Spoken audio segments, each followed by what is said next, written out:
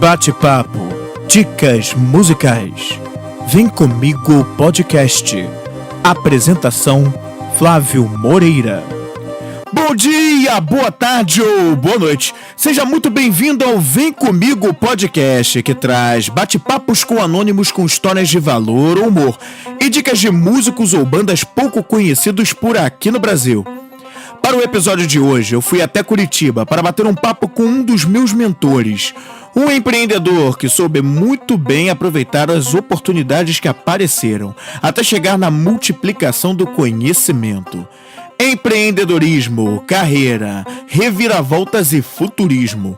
Tudo isso no episódio que você ouve agora aqui no Vem Comigo podcast.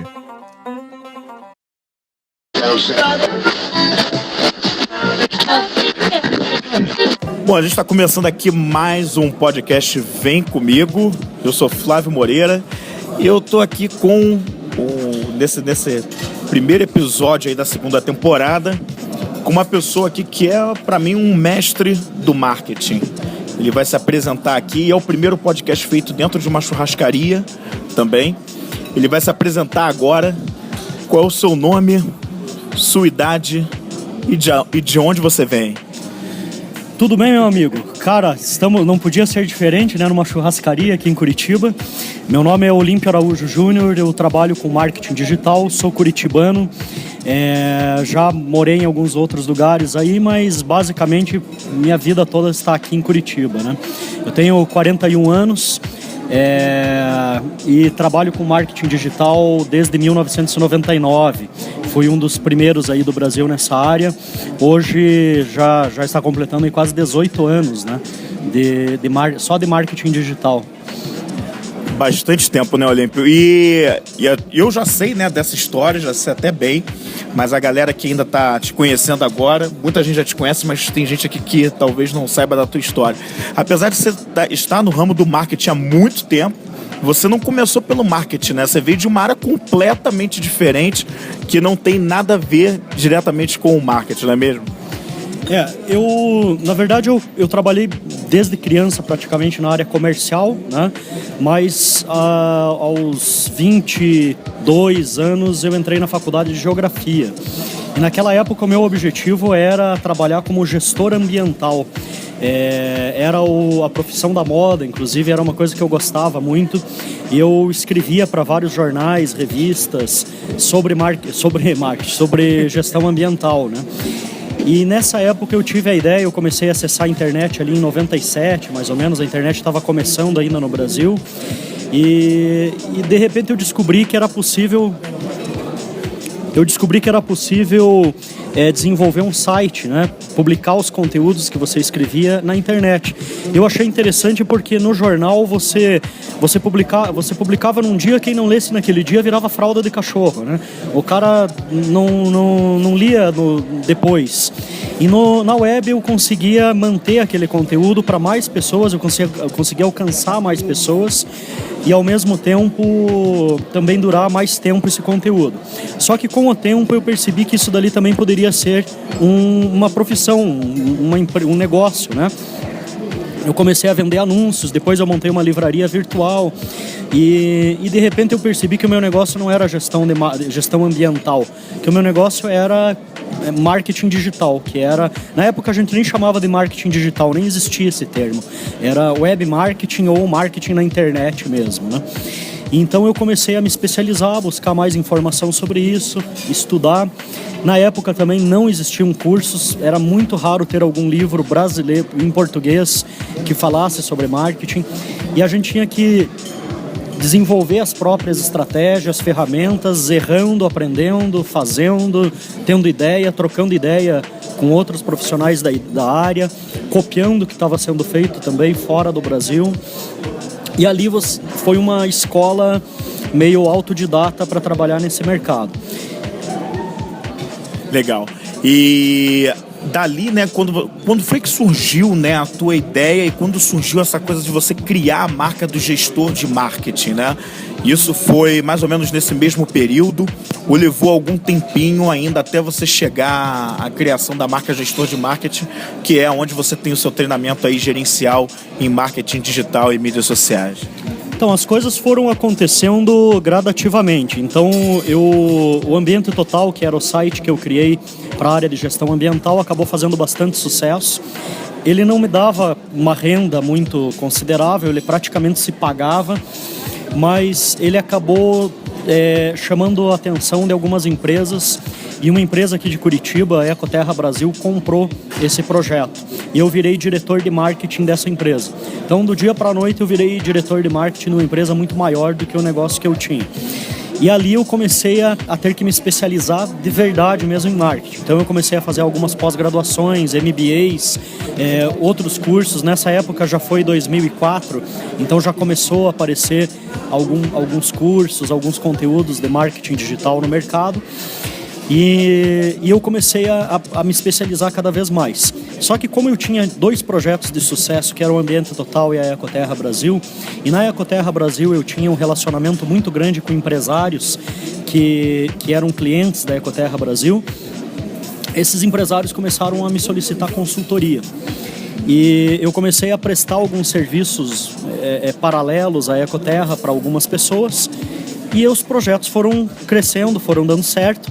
E em 2006 eu resolvi sair da Ecoterra e montar uma empresa de consultoria, para me dedicar 100% à consultoria. E eu acabei avisando, eu mandei um e-mail para toda a minha rede de contatos da Ecoterra, avisando que eu estava saindo da Ecoterra. 15 minutos depois eu comecei a receber um monte de mensagens de empresas multinacionais, empresas de todo tipo, que queriam me contratar ou como consultor ou para trabalhar realmente dentro da empresa. E a coincidência ou não, assim, que acabou me trazendo até aqui hoje, como professor, inclusive, é que uma das propostas era da Fundação Getúlio Vargas, da FGV, aqui do Paraná, do ISAE-FGV, né, o Instituto Superior de Administração e Economia, e não era a melhor proposta, na verdade. Eu acho que talvez até fosse uma das menos interessantes, assim. Só que eu acabei percebendo que eu poderia crescer muito mais em conhecimento, em experiência dentro da FGV do que em uma das outras empresas que estava me propondo fazer um trabalho interno lá. E eu acabei aceitando essa opção e eu virei responsável por 8 departamentos dentro da FGV aqui do Paraná, do ISAE, né? E a gente não tinha um cargo, porque a FGV é uma fundação, o ISAE é um instituto. E você não pode ser chamado de gerente ou de diretor, porque não existem esses cargos dentro. Geralmente são coordenadores, supervisores. E aí tinha o cargo de gestor. Tinha não, daí eu criei o cargo de gestor, porque eu achava que gestor era uma coisa mais... que falava mais sobre o que eu fazia. Porque eu não era um coordenador, não era um supervisor, eu gerenciava várias áreas da FGV. E então o termo gestor, ele não é um cargo. Gestor é uma pessoa que gerencia alguma coisa. Se você gerencia um pequeno negócio, você é o gestor daquele negócio. Se você é um assistente de alguma coisa numa empresa, mas existe um projeto específico que está sob sua responsabilidade, você está gerenciando, você é o gestor daquele projeto. Então eu gosto do termo gestor justamente por isso, porque ele identifica pessoas que gerenciam um projeto de marketing, mas que ele não precisa ter um cargo específico como gerente, diretor ou seja lá o que for. E ali eu acabei registrando o domínio gestor de marketing. Mas na época eu nem tinha cursos, nada. Eu fazia inclusive o meu único cliente era a FGV. Eu trabalhava em tempo exclusivo para eles. Eu tinha uma equipe de funcionários contratados pela minha empresa que trabalhavam lá dentro. E eu não imaginava o que eu ia fazer depois. E mais tarde, quando eu saí da FGV, eu montei uma empresa chamada Curitiba Business School, que eu vendi em 2008. Então, de 2006... Não, eu montei em 2008 e vendi em 2010. E o projeto gestor de marketing mesmo veio justamente quando eu vendi a Curitiba Business School. Nessa época, nesses 2 anos com a Curitiba Business School, eu já estava ministrando os meus cursos. Só que como eu vendi a marca e a empresa, eu não podia usar mais a marca. Eu precisava de uma nova marca e eu não tinha. E eu tinha o domínio gestor de marketing. Eu falei, cara, na falta de criatividade eu vou usar gestor de marketing mesmo. E virou o domínio e a marca. Então foi meio por acaso. Não foi uma coisa totalmente planejada. Só que pegou rapidamente, funcionou muito bem. as pessoas compreenderam, porque é algo que, como que posso dizer assim, que fala claramente o que é o objetivo da marca, né? Que é fazer a gestão de marketing, formar gestores de marketing. Entendi. E isso aí foi mais ou menos o que? Final dos anos 2000, no caso, né? Mais ou menos. Isso foi já o início do gestor de marketing foi 2008. Não, desculpa, foi 2010, né? O que gerou o gestor de marketing foi a Curitiba Business School, que eu comecei em 2008. Então eu comecei a ministrar cursos de marketing digital em 2008. E aí eu dei sequência com esses mesmos cursos, mudando a marca de Curitiba Business School para gestor de marketing em 2010. Então, de 2010 para cá, já são 7 anos, né, exclusivamente com essa marca. Entendi. E naquela época você já lecionava, já tinha alguma coisa atuando como professor ou não? Você mergulhou direto no teu projeto, né, com essa coisa de passar ensinamento, ser alguém ou ser um tutor? Então, o interessante é o seguinte, eu sempre quis ser professor, né? Tem bastante professores da minha família, minha mãe é professora, eu sempre gostei. E a minha faculdade que eu fiz era de bacharelado e licenciatura em geografia. Então eu sou bacharel, eu sou registrado no CREA, inclusive, que é o Conselho Regional de Engenharia, né? Como geógrafo, mas eu sou licenciado também. E daí na licenciatura a gente aprende a dar aula, né? E logo que eu saí da faculdade eu dei aula durante 1 ano, mais ou menos, em um projeto de geração, emprego e renda nas favelas de uma cidade chamada Ponta Grossa, aqui no Paraná. É uma cidade aí de 120 mil habitantes, mas é uma cidade assim que tem um número muito grande de favelas e pessoas muito carentes mesmo, né? Então eu entrei nesse projeto, até porque eu já trabalhava na Secretaria de Meio Ambiente da Prefeitura durante uns 3 anos nessa época, e eu também trabalhava diretamente com o pessoal da área de reciclagem, né? Então era um pessoal mais carente. E eu entrei nesse projeto e trabalhava como professor lá, né? De jovens e adultos. Mais tarde, eu comecei a dar palestras do meu projeto Ambiente Total, então eu rodei o Brasil dando palestras do Ambiente Total. E depois, quando eu entrei na Ecoterra Brasil, eu parei. Eu organizava eventos de outras pessoas. Quando eu entrei na FGV, eu organizava os eventos da FGV, os cursos da FGV, mas eu não lecionava. Eu voltei a lecionar mesmo só em 2008. E outra experiência que eu tive também é que eu fiz o mestrado em educação. Eu não cheguei a concluir o mestrado, mas eu fui convidado, na época eu ganhei uma bolsa como aluno especial do mestrado.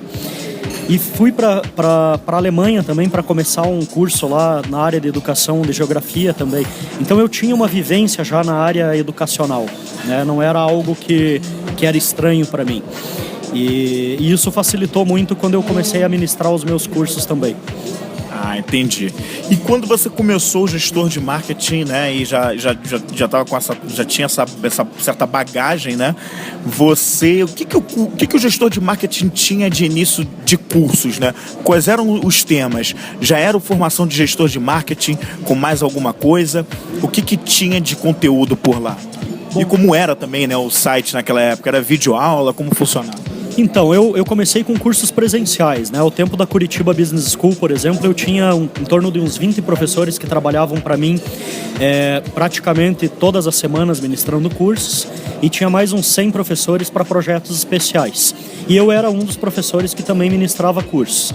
E ali eu trabalhava com cursos, eu comecei a trabalhar com os cursos de marketing digital ali em 2008 já, mas os meus principais cursos eram de negociação estratégica comercial, de planejamento e comunicação e marketing para marketing tradicional, de gestão de vendas e na área de marketing de relacionamento.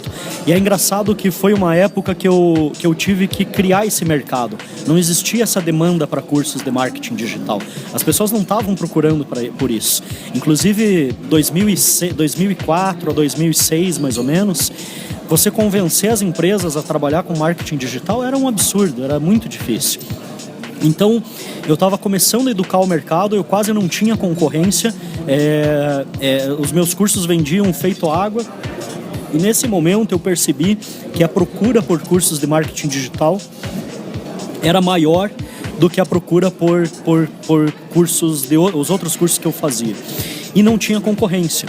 Então eu comecei a desenvolver novos cursos focados em outras ferramentas. Eu tinha 4 cursos, um era de gestão de e-commerce, outro era sobre Google, chamava Google como ferramenta de marketing, outro era de formação de analistas de mídias sociais e o outro era de planejamento de marketing digital, que se transformou, juntou todo esse conteúdo e se transformou no curso atual, que é o Formação de Gestores. Só que eu estava num ritmo muito doido. 2010 e 2011, só para você ter uma ideia, 2010 eu cheguei a ter mais de 4 mil alunos só aqui em Curitiba. O meu curso durava uma semana. Eu tive 62 turmas no ano, num ano que tem 52 semanas, né? Levando em consideração semanas que tem feriado e tudo mais, tinha semana que eu dava aula manhã, tarde e noite. Então, foi um ritmo muito pesado. E daí eu comecei a estafar, né? Eu cheguei num ritmo que eu falei, cara, eu não posso abrir mão desse faturamento que eu tô tendo, eu não posso abrir mão dessa demanda de mercado que está acontecendo, porque eu não tinha ainda praticamente concorrência. E eu também não dou conta de fazer tudo isso sozinho. E eu já tinha trabalhado na FGV com a FGV Online. E eu também já tinha gravado cursos numa empresa de cursos online, que era transmissão via satélite, chamada DTCom. Eu dava muita entrevista para a TV, então eu conhecia muito estúdio de gravação, tudo mais. Eu já estava ligado em como precisava.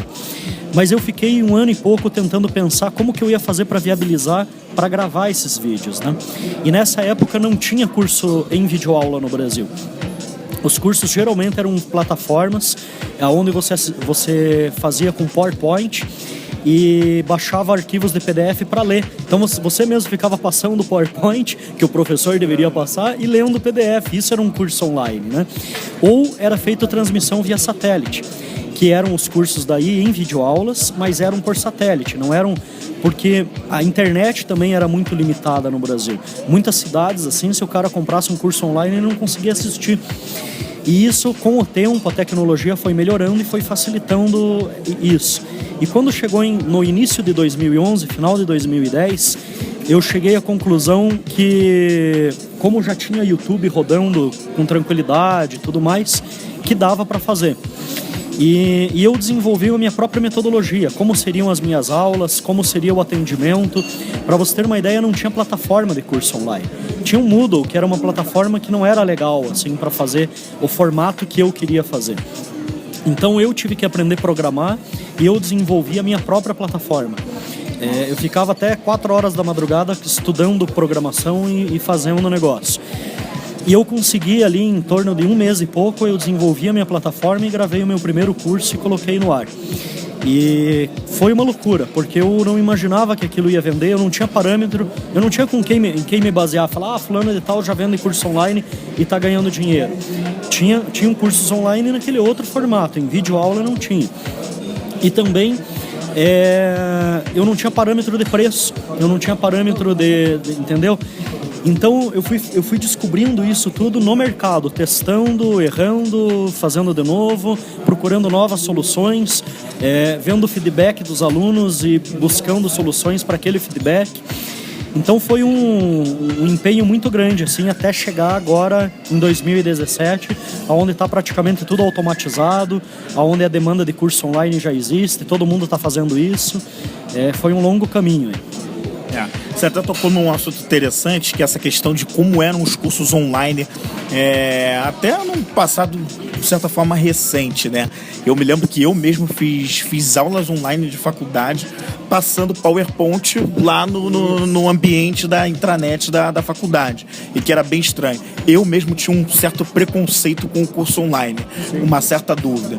E foi justamente o teu curso, né, pela maneira que ele vinha, que mudou um pouco a minha cabeça, mudou bastante a minha cabeça com relação a isso.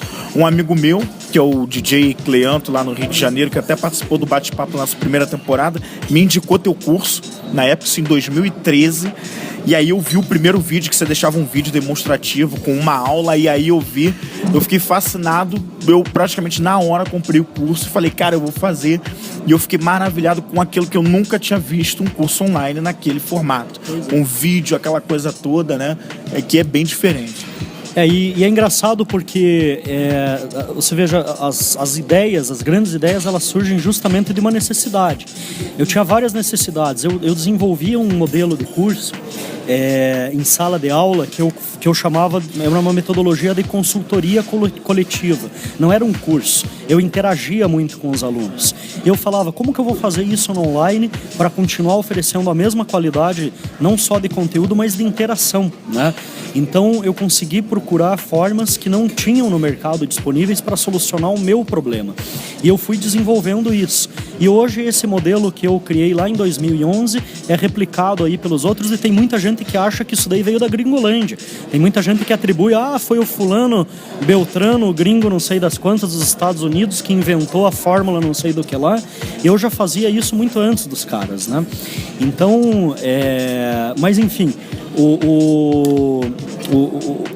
o próprio modelo de vídeo, ele foi melhorando de lá para cá. Por exemplo, eu não tinha equipamento na época, eu não queria investir em equipamento na época, primeiro porque até os equipamentos na época eram muito caros e era coisa de estúdio, eram aquelas câmeras filmadoras, e a gente tá falando, você veja, de 2011, 6 anos atrás, não é um absurdo, parece que você está falando de antigamente, né?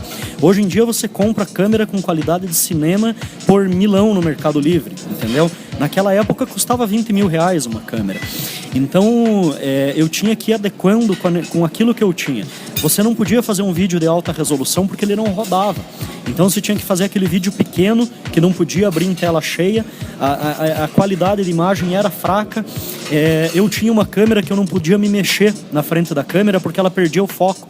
Então tem muita gente que fala, Olímpio, nos teus vídeos antigos você era muito travado, cara, você parecia um robô, você ficava olhando pra câmera e você não se mexia, parece que você estava lendo. Não é, cara, é porque se eu me mexesse, a câmera saía de foco e eu perdia a gravação, então eu tinha que ficar parado na frente da câmera.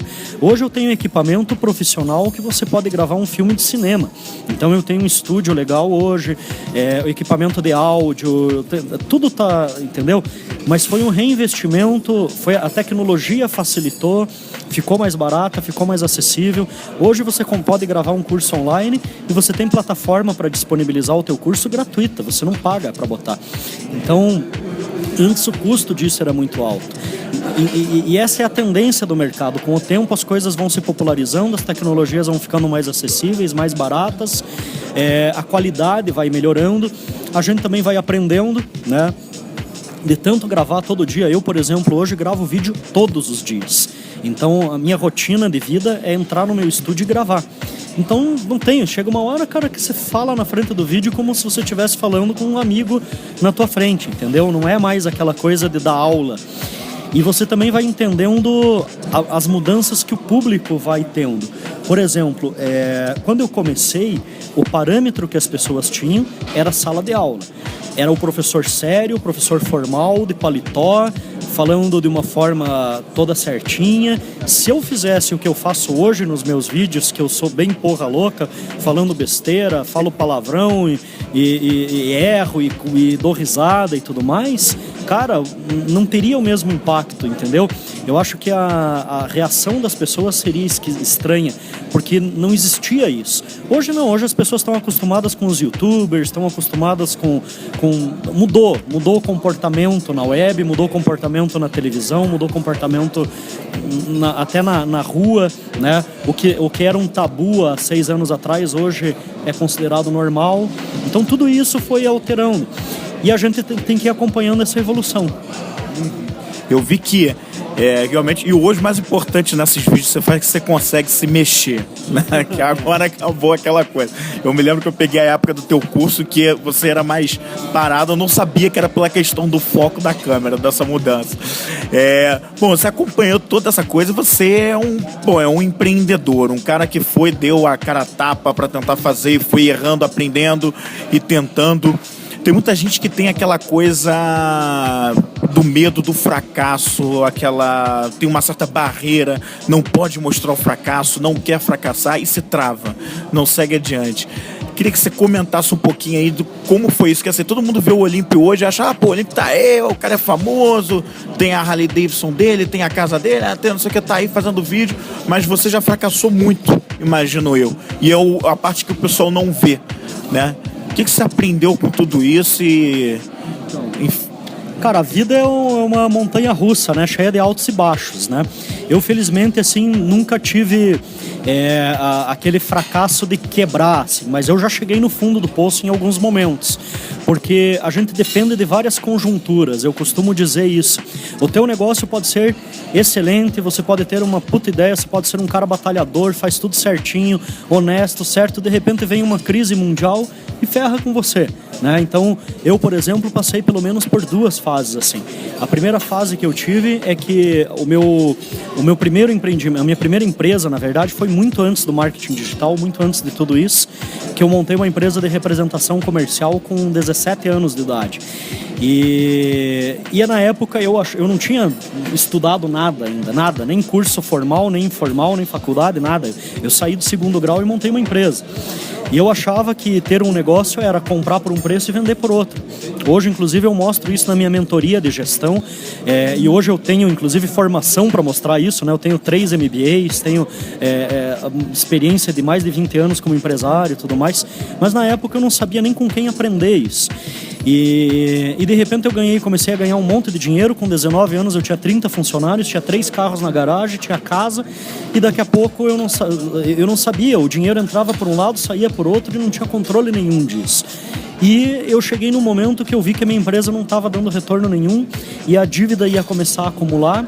Eu consegui controlar isso, vendi carro, paguei conta e tudo mais, mas eu falei, velho, não tá dando certo.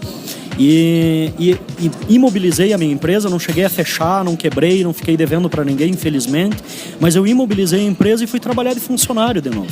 E num momento eu tinha uma empresa, estava bem, estava com um carro legal, estava com casa. No outro dia eu estava de balconista numa livraria, entendeu? Tentando buscar uma outra alternativa para me reerguer. Eu acho que todo empreendedor tem uma história parecida com essa, de chegar lá naquele... E nesse momento eu fui indo tanto pro fundo do poço, cara, que chegou uma hora, que eu não tinha dinheiro para... Eu tinha que escolher se eu almoçava ou se eu jantava, entendeu? Literalmente, isso não é figura de linguagem, né? Eu até brinco que hoje eu tenho 80 quilos, na época eu cheguei a pesar 49 quilos, cara. E eu fui buscando várias alternativas de negócio, fui trabalhar como vendedor porta a porta numa empresa de TV a cabo, quando a TV a cabo estava sendo implantada no Brasil.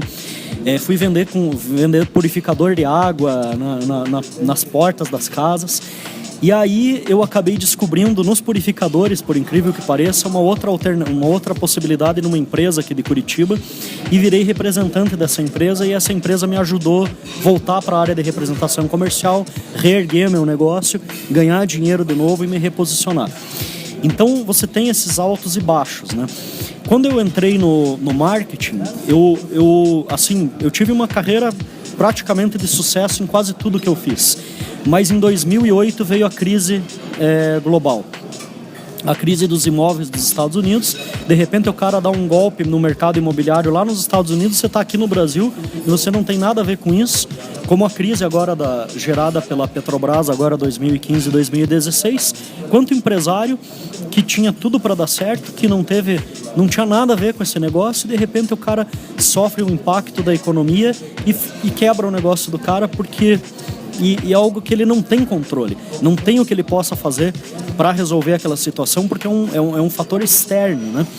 E na crise de 2008 e 2009 eu tinha montado a empresa Curitiba Business School, estava indo de vento em popa, vendendo horrores, e os nossos clientes eram multinacionais, governos, inclusive a gente tinha até Petrobras, Correios, Compagás, tinha empresas públicas que a gente dava treinamento, né? E treinamento e consultoria. E numa hora para outra, essas empresas todas cortaram os investimentos. Todas, literalmente todas. E eu tinha estrutura, tinha escritório, sala de aula, professores, funcionários, tudo para manter. E de um mês para o outro, literalmente não tinha nenhum centavo de faturamento para manter tudo isso. E eu brinco assim que a minha sorte é que eu perdi 500 mil reais só naquele momento. Tá? E eu falo, cara, eu fiquei muito feliz de ter 500 mil reais para perder, entendeu? Porque se eu não tivesse, eu não sei, eu ia estar endividado até hoje, né? E ali foi um momento que eu tive que, de novo, ficar na corda bamba, porque você não pode entrar por exemplo, num negócio de um órgão de defesa do consumidor, num CEPROC da vida, nem como pessoa jurídica e nem como pessoa física. Porque se você entrar por causa de R$50, você não consegue crédito em lugar nenhum mais. E para manter a minha empresa funcionando, porque eu sabia que a crise ia passar. Eu já tinha passado por outras crises financeiras no mercado. Mas para manter a minha empresa funcionando, eu precisava de crédito no banco, porque eu precisava muitas vezes ir lá e pegar empréstimo para pagar a folha de pagamento, para pagar a estrutura. E enquanto isso, eu tinha que reestruturar a minha empresa, mantendo tudo funcionando, e sem entrar no vermelho, para não... Então, eu tive que cortar tudo que você puder imaginar dentro de casa, cara. Era arroz e, de repente, de um ano para o outro, eu estava andando de carro importado, morando numa casona enorme, com um padrão de vida de classe AA, que 1% da população tinha. No outro dia, eu estava contando o dinheiro para comprar arroz e feijão e pão para tomar café, entendeu? Era tudo limitado para poder não entrar no vermelho, para poder passar pelo aquele período de crise pesado e mais tarde reerguer. E nesse momento foi um momento que eu aprendi muito a fazer gestão de custos, a manter uma empresa enxuta. Eu tive que cortar muita coisa para fazer essa transição. E daí, quando a crise passou, eu voltei muito mais forte do que era.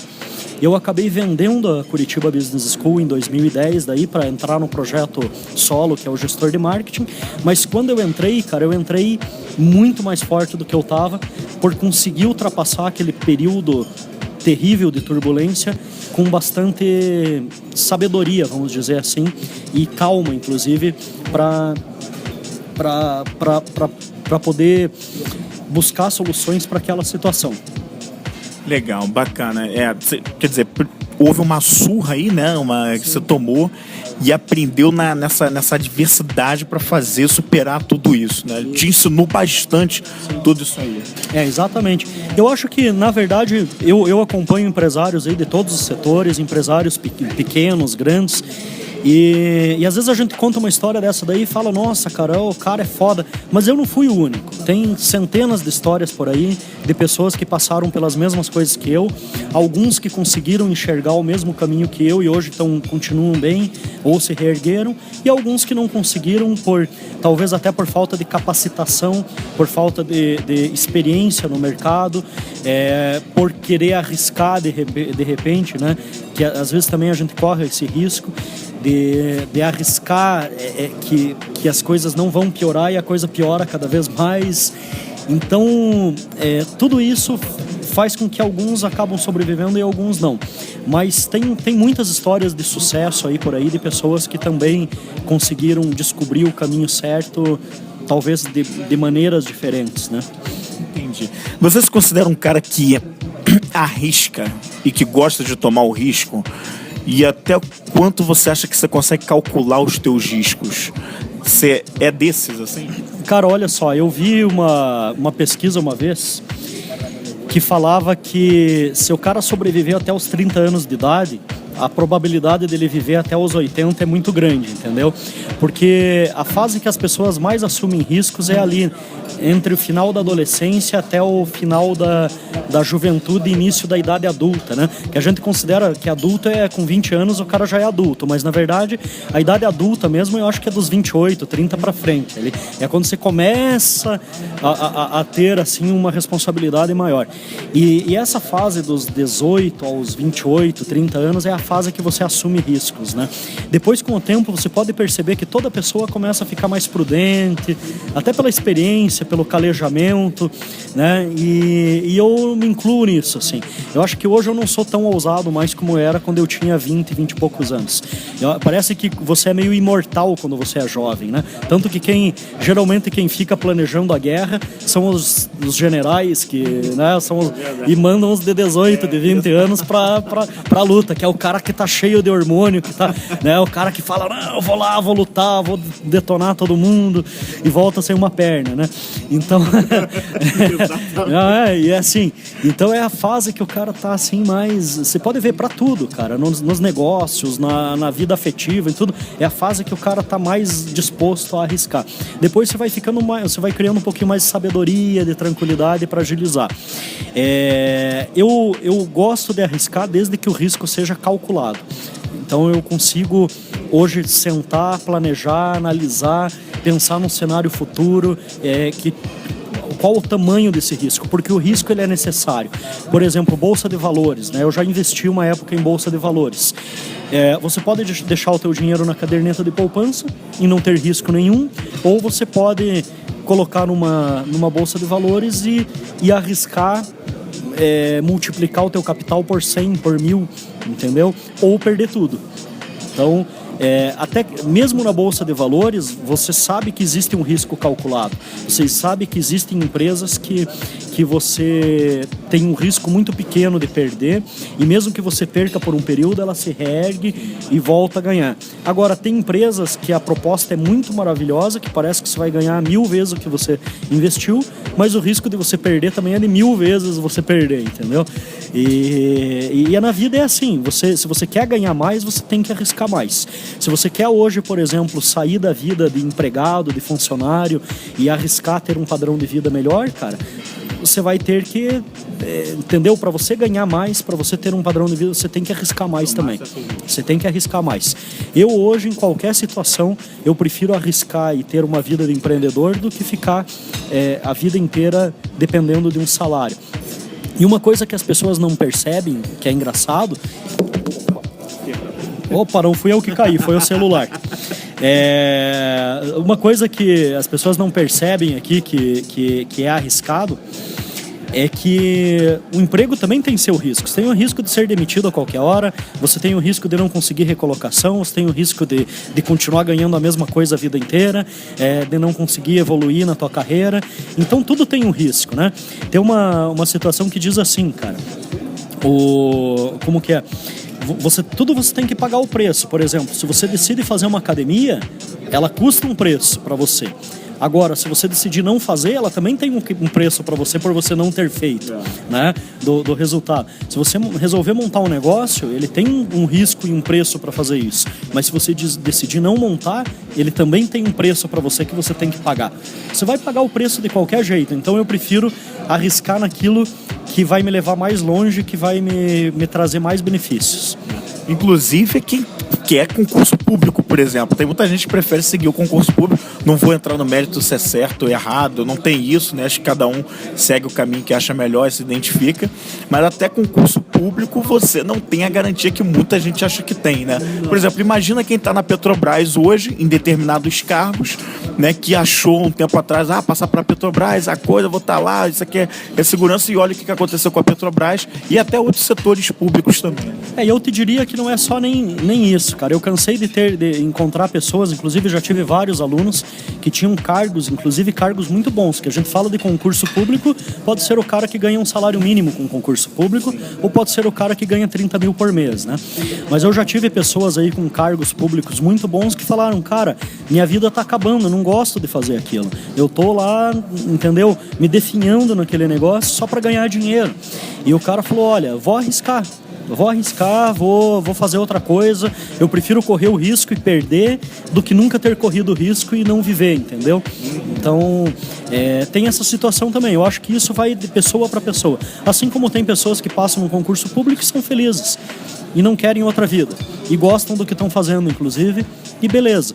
Então, o que a pessoa não pode é seguir um caminho, e daí não é nem questão de concurso ou não, é qualquer profissão. Quanta gente às vezes segue uma profissão que não gosta. Eu já conheci advogado que abandonou e que era advogado bem sucedido e que deixou de ser advogado e virou mecânico de moto.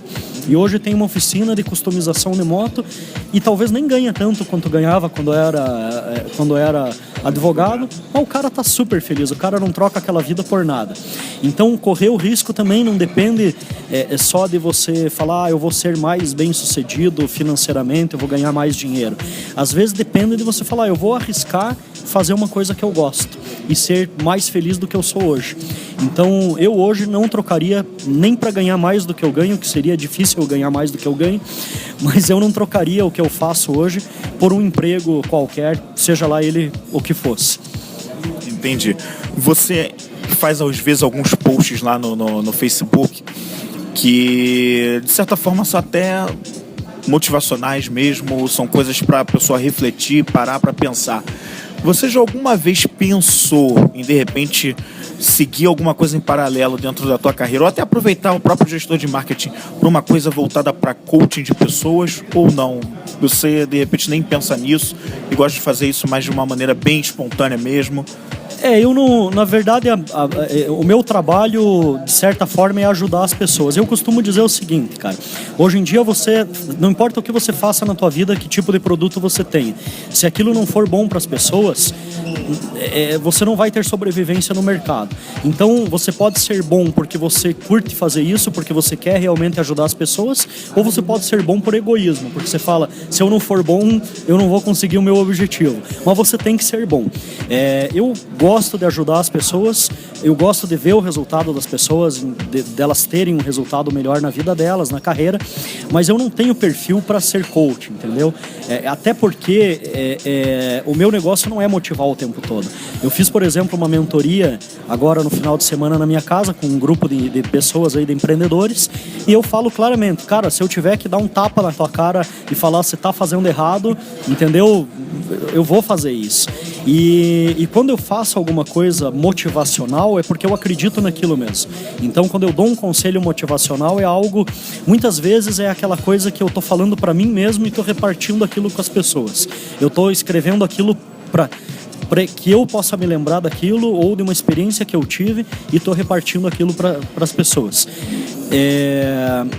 O meu negócio é ajudar os empreendedores a desenvolverem os seus negócios através do marketing e conseguirem alcançar o resultado deles. Se eu faço isso num formato de coach ou não, é indiferente para mim, desde que o cara consiga alcançar o resultado dele. Eu acho que o coach é muito importante. Eu, por exemplo, tenho uma coach que me ajuda e que já me abriu os olhos em muitas coisas. Agora, eu não sei se eu teria perfil para ser um coach. Eu acho que eu sou meio ogro demais para fazer isso. Pois é, você tem a caverna do ogro, fala que você é o ogro, é engraçado tudo isso. E eu queria até voltar a falar um pouquinho, a gente vê aí o marketing digital, a gente vê as diversas transformações acontecendo ao longo desses últimos anos, acontecendo de maneiras cada vez mais rápidas. O Facebook, que um tempo atrás muita gente achava que não ia durar muito, daqui a pouco o Facebook acaba, ele está aí sempre se renovando e tá com tudo aí, adaptando ferramentas de outras mídias sociais. Qual o futuro do marketing digital que você acha, assim, para daqui a, sei lá, por exemplo, uns 5 anos, nem vou muito longe?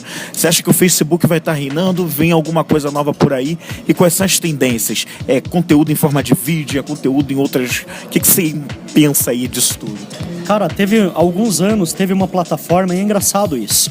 Tem uma coisa que eu ensino, é que para um projeto dar certo, ele também tem que levar em consideração a conjuntura cultural e tecnológica da época.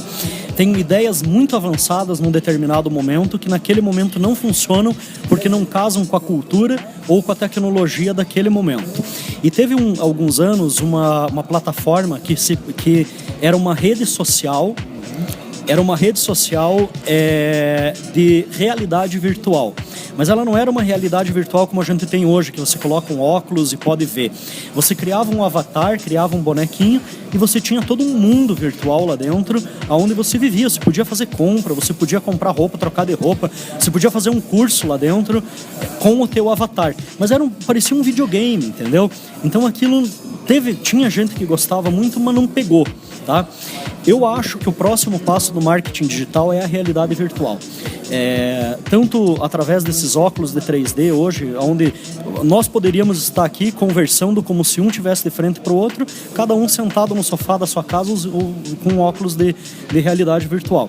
Mas um negócio que eu vi ontem, se eu não me engano, no jornal, que eu achei sensacional, foi aquele candidato a presidente da França que esteve em 7 cidades diferentes através de holograma, cara. E o holograma era perfeito, parecia que era o cara que estava no palco. Eu falei, cara, eu não imaginava que a tecnologia de holograma estava tão avançada desse jeito. Então, eu imagino hoje, por exemplo, como que hoje eu dou um curso online com videoaula. Por que daqui 1 ano, ou menos tempo do que isso, ou 2 anos, não sei, ou 5 anos, eu não posso fazer um curso de marketing digital por holograma, cara? E eu posso aparecer na sala da tua casa ensinando você, e não é mais vídeo, é um holograma. Imagine que loucura isso, cara. Então eu acho que esses são os 2 futuros do marketing digital. A realidade virtual, onde você vai poder... E hoje existem óculos que você monta de papelão, coloca o teu celular como lente e você vive a realidade virtual ali assistindo aquilo. Existem óculos próprios para isso, mais sofisticados, que você compra. E o holograma, cara, que daqui a pouco as pessoas vão estar na tua frente ensinando você, apresentando. Você vai poder assistir um show de humor, por exemplo, ou uma banda de rock tocando na sala da tua casa, por holograma. Imagine que loucura isso. Interessante. O que você acha que o marketing digital não substitui em relação ao marketing ali cara a cara, o presencial? O que você acha que nunca vai mudar? Você tem uma opinião sobre isso? Algo que é desse jeito e não adianta que mídias sociais ou que a gente tem de tecnologia não substitui? Cara, eu acho que em termos de conhecimento, de aprendizado, de conteúdo, o marketing, o digital, não vou nem chamar de marketing digital, o mundo digital, ele é até superior do que o presencial, tá? Um curso, por exemplo, você vai assistir uma palestra, um curso. Se você não aprender ali, naquele momento, você não aprende mais, você tem aquele período. E a gente sabe que o teu cérebro não consegue captar todas as informações que estão ali. Num curso online, por exemplo, você assiste o vídeo quantas vezes você quiser, até você gravar. E você ainda pode tirar a dúvida com o professor. No meu caso, muitos cursos não podem. Mas no meu, por exemplo, o cara ainda me manda por WhatsApp as dúvidas e eu respondo para ele por mensagem de voz. Então essa interação hoje do digital, cara, é muito boa. Agora, culturalmente, as pessoas ainda gostam do contato humano. Então, por exemplo, a mentoria que eu fiz no final de semana aqui na minha casa, o fato de você estar ali com 6 pessoas, eram 7 pessoas na tua frente, fazendo um brainstorm, trocando informação, um dando dicas sobre o projeto do outro, tirando aquela dúvida que talvez não surja quando o cara está lá na casa dele. Esse contato humano, relacionamento, tomar um cafezinho junto, ir lá almoçar junto. Esse contato humano não tem como substituir nem pelo holográfico, né? Então, isso é algo que vai continuar existindo. Então, algumas pessoas achavam, por exemplo, que o livro ia acabar por causa do e-book. E os livros aumentaram as vendas. Aumentaram as vendas hoje. As pessoas acharam que os cursos presenciais iam acabar por causa do curso online. Não, o curso online está levando as pessoas a quererem fazer mais o presencial. Então, as pessoas nunca leram tanto como elas leem hoje por causa da internet. As pessoas nunca tiveram tão informadas hoje sobre política, por exemplo, como por causa da internet. Então, e outra, tinha uma história de que a internet ia separar as pessoas. Hoje, por exemplo, você só está aqui comigo almoçando e batendo papo porque a gente se conheceu pela internet. Exatamente. A internet está aproximando pessoas que antes talvez nunca se conheceriam ou não se aproximariam. A internet mobiliza pessoas a se reunir para fazer projetos, para fazer manifestação na rua, para se encontrar um grupo que se conheceu no Facebook para fazer uma festa em um evento. Quer dizer, a internet ampliou os laços sociais das pessoas, tanto presenciais como à distância, porque antes você só reencontraria ou encontraria uma pessoa presencialmente e só falaria com ela quando encontrasse presencialmente. Agora você pode esporadicamente encontrar aquela pessoa presencialmente, mas entre esse período você pode continuar conversando com ela pelo WhatsApp, pelo Facebook, pelo YouTube, pelo Skype, seja lá o que for. Então a web eu acho que só tem benefícios para as pessoas. Entendi. A gente viu também há poucos dias aí uma mudança lá no YouTube, nos algoritmos, né? Eles vão mudar aí a forma como o conteúdo que é distribuído. Aliás, na verdade, eles vão mudar a forma como os anúncios são feitos dentro dos vídeos, né? Que havia uma reclamação sobre uma determinada empresa séria, grande, tinha o seu anúncio, mas eles eram vinculados a vídeos com conteúdos que não tinham a ver com os valores da empresa, ou às vezes o conteúdo do vídeo era de violência ou de alguma coisa, enfim, que não tinha a ver com aquilo com a proposta da empresa e seus valores. E aí vai mudar um pouco isso, né, a forma como esses anúncios vão ser vinculados ali. Ao mesmo tempo, certos youtubers vão acabar perdendo, talvez percam aí um pouco o alcance deles, né? Eu já vi teu vídeo sobre isso, falando sobre isso, mas para quem não viu isso, o que você acha dessa mudança e o quanto ela vai beneficiar quem faz conteúdo mesmo sério de verdade pro YouTube? O que estava acontecendo no YouTube é que estava virando uma bagunça, né, cara? Tinha, por exemplo, youtubers ali que até eram interessantes no passado e hoje em dia estavam, tipo, o cara falava sobre qualquer assunto só para ganhar visualização, falava qualquer besteira, qualquer coisa polêmica só para ganhar visualização, porque o cara ganhava dinheiro na visualização. Isso já aconteceu no passado com os blogs, né? Todo mundo ganhava dinheiro com blog porque botava anúncio patrocinado no blog, quanto mais acesso tivesse no blog, mais dinheiro ganhava. Então o cara publicava qualquer lixo no blog só para gerar acesso. E isso, quando a pessoa ia procurar um assunto sério no Google, não encontrava porque estava cheio de blog com porcaria no começo, ali, e você não conseguia encontrar. O Google teve que mudar os algoritmos e fazer uma limpeza, excluindo todos esses blogs e fazendo critérios, algoritmos que faziam com que só aqueles que tivessem realmente conteúdo relevante aparecessem. A mesma coisa vai acontecer com o YouTube agora. O YouTube, de repente, virou... começou a ficar até difícil de encontrar conteúdo de qualidade devido à quantidade de conteúdo que está sendo produzido. Praticamente um spam. O YouTube novamente quer fazer uma limpeza. Quem voltar a produzir conteúdo de qualidade e criar canais realmente úteis para as pessoas, vai ter várias formas de monetização, desde os anúncios patrocinados do próprio YouTube, até mesmo desenvolvendo seus próprios produtos, sua própria arte, alguma coisa assim. Eu vou pegar alguns exemplos. Eu sigo muitos canais de stand-up, né? Então eu gosto muito de comédia, de humor. E esses canais, é lógico que eles não devem estar felizes com a queda de faturamento de anúncio, porque é uma renda adicional para o humorista. Mas o humorista não depende só dessa renda. Então ele vai continuar fazendo vídeo de qualidade, cada vez mais de qualidade, porque aquele vídeo ajuda a vender o show dele, ajuda a vender o DVD dele, ajuda a vender outros produtos que ele lance, ajuda a colocar ele na mídia e talvez ganhar publicidade direto. Esse é outro ponto também, que muita gente não sabe. Os grandes youtubers, eles não dependem da publicidade exclusiva do YouTube. Eles também têm anunciantes que colocam produtos muitas vezes. O cara acaba abrindo portas para eles no cinema, no mercado editorial, escrevendo livro, fazendo shows, participando da televisão. Muitos youtubers foram trabalhar na TV ou como atores ou até mesmo como roteiristas, diretores, inclusive. Então tem uma gama gigantesca de oportunidades que o YouTube oferece. Outro ponto é que eu acredito que, isso eu não falei lá no vídeo, que o YouTube também está utilizando isso como uma desculpa para reduzir o repasse de dinheiro para os youtubers, porque o YouTube já completou 10 anos de existência e até hoje não teve lucro. Por incrível que pareça, o YouTube é o maior canal de streaming de vídeos do mundo. Se a gente fosse comparar com uma mídia, é a maior mídia do mundo e não consegue ganhar dinheiro até hoje. Então, eu imagino que isso também do repasse é meio que uma desculpa para falar, cara, nós estamos pagando muito para essa galera, está todo mundo ficando rico nas nossas costas e a gente não está ganhando dinheiro. Então, teve youtuber aí que chegou a cair 90% a renda direta de publicidade do YouTube, não a renda indireta, porque eles ganham dinheiro com outras coisas, como eu já falei, né? Nossa, caramba. Interessante. Olha, o Olímpio, eu fiquei assim, ele não sabe, né? Eu vou até falar aqui agora, mas eu considero você um dos meus mentores, porque eu realmente aprendi e aprendo muito contigo diariamente aqui, não só sobre marketing, mas sobre as várias coisas que você comenta lá, sobre reflexão e tal.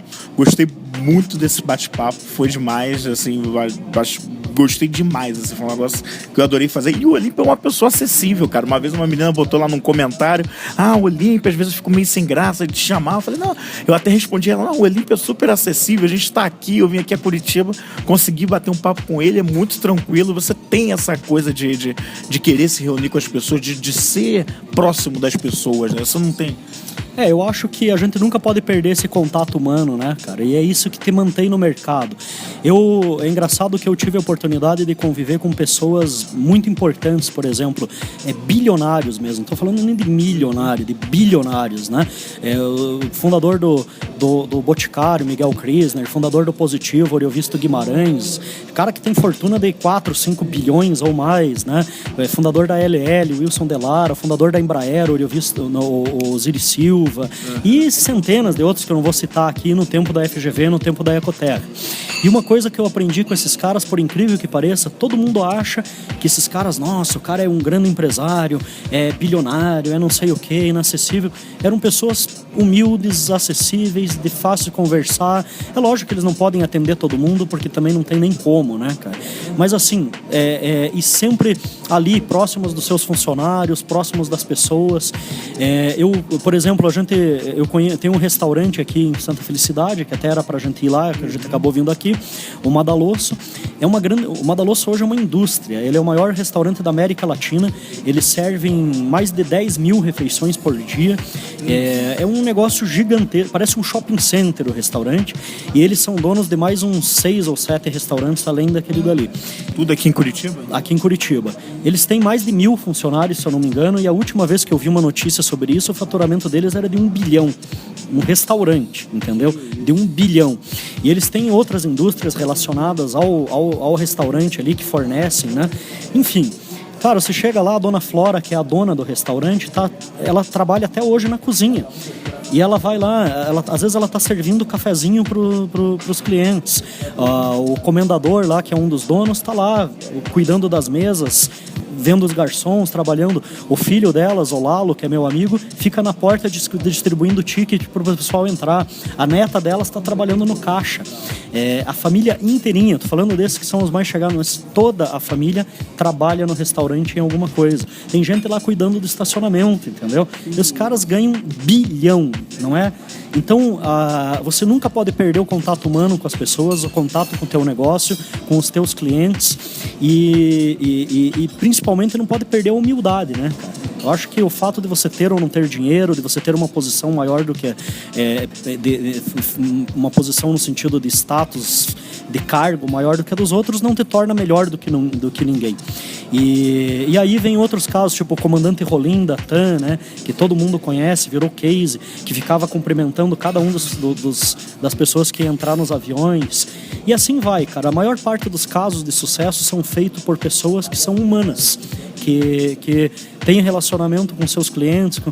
Como eu falei, nem sempre dá para atender todo mundo, infelizmente. Mas quando você tem a oportunidade, é uma pessoa como você, não muda nada. E você tem que ser o melhor possível com ela, né? Isso aí, muito, muito, muito bacana. Eu vou fazer uma provocação aqui, que é um negócio que você gosta bastante de falar. Você tem um recado para os gurus aí, os gurus que estão por aí. Você sempre tem um recado para eles. Então, cara, eu acho assim, foi engraçado até. Um dia eu falei de um cara aí que eu acho que tem alguns caras no mercado que a gente chama aí os gurus do marketing, né?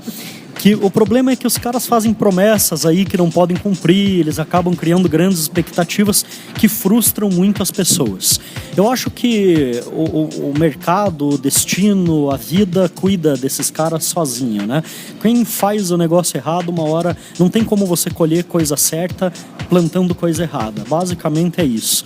Agora, eu até brinquei um dia lá que teve um fulano que começou a mudar de estratégia, começou a querer parar de fazer as picaretagens dele e meio que mudar de posicionamento. Eu falei, cara, se aquele fulano começar a vender o produto dele de forma certa, sem enganar as pessoas, até eu faço questão de ser amigo dele, entendeu? Porque eu acho que todo mundo tem direito a admitir que errou e falar, cara, vou fazer a coisa da forma correta agora. E ao mesmo tempo, se o cara tá fazendo o negócio do jeito certo, a gente tem mais é que apoiar e aplaudir, falar beleza, né? Agora, se o cara tá fazendo do jeito errado, meu amigo, não espere que eu seja bonzinho com o sujeito, não espere que eu vou passar a mão na cabeça ou que eu vou ficar quieto em cima do muro. Eu vou denunciar, vou meter o pau mesmo, entendeu?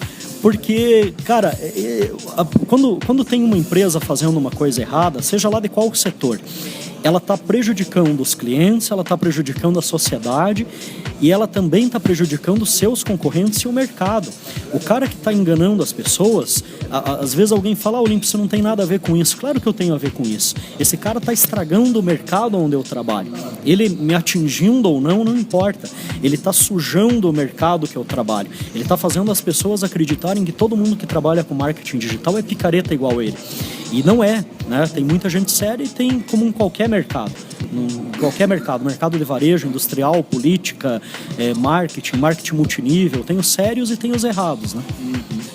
Tá certo. A gente está encerrando aqui esse bate-papo. Como eu falei, o Olímpio é um mentor para mim. Gostei muito de bater esse papo com ele. Agradeço aí a presença dele. Você tem um recado final aí para a galera que está empreendendo, está iniciando um negócio? O que você gostaria de passar de mensagem para a galera que está ouvindo isso, ou que quer mudar de carreira, quer fazer um negócio que realmente ama, não está feliz com o que está fazendo e que quer fazer diferente? Primeiro, não vá pelo modismo, não faça só porque os outros estão dizendo que essa é a profissão da moda ou que é o negócio que agora vai dar dinheiro. O primeiro erro do cara é começar a querer empreender porque ele acha que ele vai ganhar dinheiro com aquilo. Daí ele vai fazer uma coisa que ele não gosta ou que ele não entende, e geralmente ele não entende porque ele não gosta, né? Porque quando você gosta de uma coisa, você vai estudar aquilo, né? Eu, por exemplo, sabe, eu curto bastante moto, então eu tenho vontade, talvez, de um dia, não sei, não está ainda num planejamento concreto meu, de ter um negócio relacionado a motos, né? Mas não sei, mas é uma coisa que eu curto, eu estudo, eu vou pesquisar, eu leio o tempo todo, eu entro na internet, eu vou nos encontros de motoqueiro, eu tenho moto, então eu curto isso. Se eu tiver que montar um negócio relacionado a isso, eu já tenho 2 critérios que vão me ajudar a provavelmente entrar no sucesso. Um é algo que eu faço por prazer, porque eu gosto. O outro é algo que eu entendo, porque como eu gosto, eu vou procurar me capacitar. Então, primeiro, faça o que você gosta. Segundo, se capacite para fazer bem feito. Vai buscar capacitação. Vai no Sebrae, vai em faculdades, em cursos livres, em eventos, na internet. Não tem dinheiro para pagar curso? Entra no YouTube, entra no Google, começa a pesquisar. Tem conteúdo sobre tudo hoje na internet. Não tem desculpa para você não aprender. Se você curte, você vai aprender, porque você vai pesquisar com prazer. E é impressionante como tem pessoas transformando coisas mais que você fala, cara, não é possível, velho, que o cara tá ganhando milhões com uma bobagem daquela.